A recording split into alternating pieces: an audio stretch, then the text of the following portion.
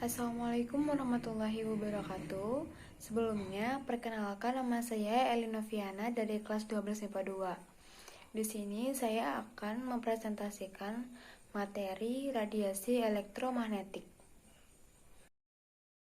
Pengertian radiasi elektromagnetik.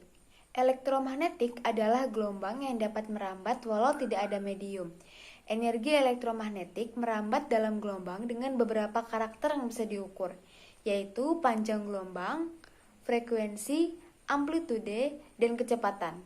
Amplitude adalah tinggi gelombang, sedangkan panjang gelombang adalah jarak antara dua puncak. Frekuensi adalah jumlah gelombang yang melalui suatu titik dalam satuan waktu. Frekuensi tergantung dari kecepatan merambatnya gelombang, karena kecepatan energi elektromagnetik adalah konstan. Panjang gelombang dan frekuensi berbanding terbalik. Semakin panjang satu gelombang, semakin rendah frekuensinya. Dan semakin pendek satu gelombang, semakin tinggi frekuensinya. Spektrum elektromagnetik. Spektrum gelombang elektromagnetik tersusun dari perbedaan panjang gelombang serta frekuensi gelombang. Gelombang elektromagnetik atau GE berbeda dari gelombang pada umumnya karena tidak membutuhkan media rambat. Itulah kenapa gelombang elektromagnetik seringkali disebut dengan radiasi elektromagnetik. Spektrum gelombang elektromagnetik adalah perbedaan interval dari panjang gelombang dan frekuensinya. Spektrum gelombang elektromagnetik juga bisa diartikan sebagai rentang seluruh radiasi elektromagnetik dengan jenis-jenisnya yang berhubungan dengan interval frekuensi dan panjang gelombangnya. Sumber radiasi elektromagnetik. Radiasi elektromagnetik merupakan kombinasi medan listrik dan medan magnet yang berosilasi dan merambat lewat ruang dan membawa energi dari satu tempat ke tempat yang lain. Sumber radiasi elektromagnetik dapat dibedakan menjadi dua, yaitu yang pertama, sumber radiasi elektromagnetik dari alam. Sumber radiasi ini yaitu yang ada dalam tubuh manusia sejak dilahirkan dan bisa juga masuk ke dalam tubuh melalui makanan, minuman, pernafasan, atau luka. Yang kedua, sumber radiasi elektromagnetik buatan. Ada juga sumber elektromagnetik buatan seperti ledakan nuklir, rangkaian listrik dengan tiup vakum dan transistor, diode microwave, laser antena radio, dan lainnya. Sumber elektromagnetik buatan yang sering kita jumpai adalah reaktor nuklir. Pemanfaatan radiasi elektromagnetik. Berikut ini adalah beberapa pemanfaatan radiasi gelombang elektromagnetik dalam kehidupan sehari-hari. Yang pertama, gelombang radio. Gelombang radio dimanfaatkan untuk pembicaraan jarak jauh yang tidak menggunakan kawat penghantar. Gelombang ini bertindak sebagai pembawa gelombang audio atau suara.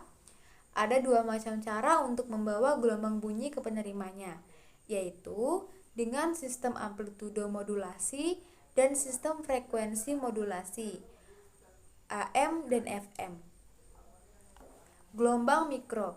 Gelombang mikro dimanfaatkan sebagai berikut. Yang pertama bisa untuk pemanas microwave, komunikasi radar, menganalisis struktur atomik dan molekul, mengukur kedalaman laut, mendeteksi suatu objek, memandu pendaratan pesawat terbang. Sinar inframerah. Kondisi-kondisi kesehatan dapat didiagnosis dengan menyelidiki pancaran inframerah dari tubuh. Foto pancaran inframerah ini disebut termogram. Termogram dapat digunakan untuk mendeteksi masalah sirkulasi darah, radang sendi, dan kanker.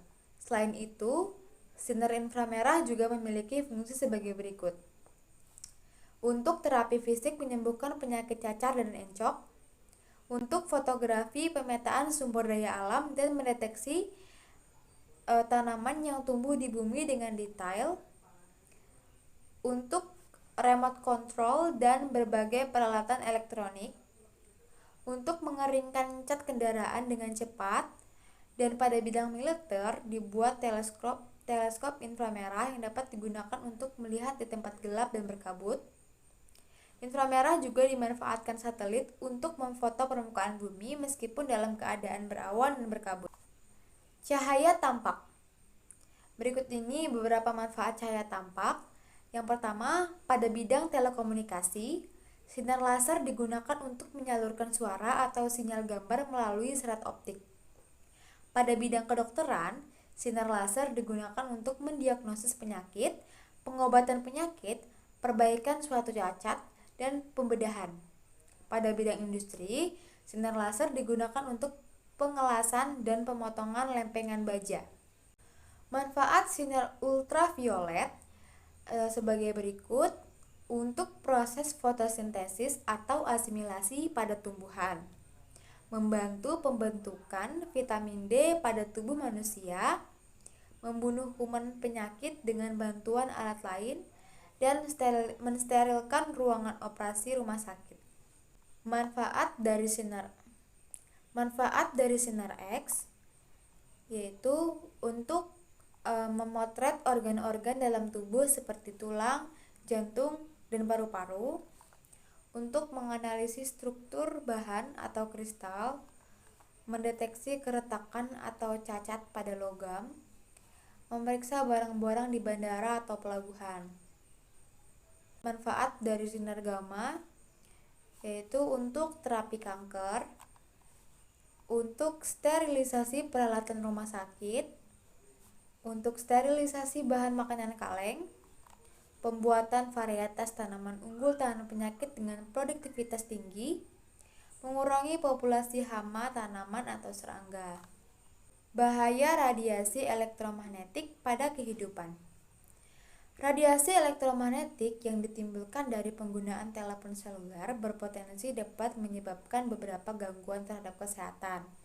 Gangguan kesehatan tersebut dapat berupa tumbuhnya tumor dan kanker pada otak, dapat menyebabkan stres, glioma, dan juga terganggunya sel darah merah. Kesimpulannya, gelombang elektromagnetik adalah gelombang yang dapat merambat tanpa medium. Sementara itu, radiasi elektromagnetik adalah radiasi yang dipancarkan oleh gelombang elektromagnetik. Gelombang elektromagnetik terdiri dari medan listrik dan medan magnet yang merambat tegak lurus satu sama lain. Gelombang elektromagnetik atau sering disebut radiasi gelombang elektromagnetik diproduksi atau dideteksi melalui rentang frekuensi yang dinyatakan sebagai spektrum elektromagnetik.